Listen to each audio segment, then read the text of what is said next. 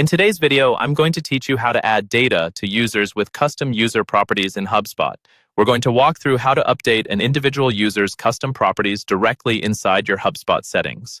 This is especially helpful if you're using Hubspot to track things like internal roles, regions, certifications, access levels, or any other detail that doesn't come out of the box and needs to live as a custom field on the user record.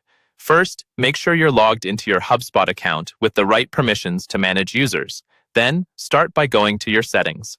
At the top of your Hubspot dashboard, look for the settings icon, which looks like a little gear, in the main navigation bar. Click that to open your account settings area. Almost everything related to configuration happens here, including user management and custom properties. Once you're in the settings view, look to the menu on the left-hand side. In the sidebar, find and click on Users and Teams. This is where all of your user accounts are listed, and where you can manage who has access to what. You should now see a list of users associated with your Hubspot account. Next, locate the specific user you want to update. You can scroll through the list or use the search bar at the top of the user list to quickly find them.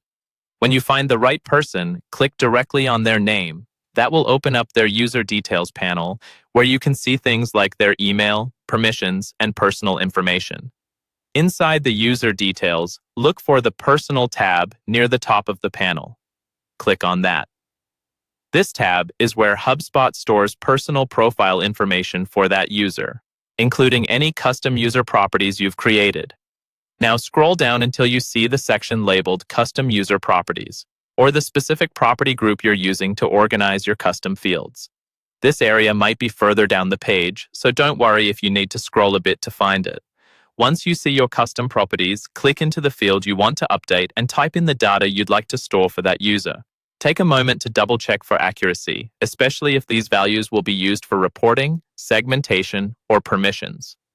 When you're happy with the changes, scroll to the bottom of that section and click Save.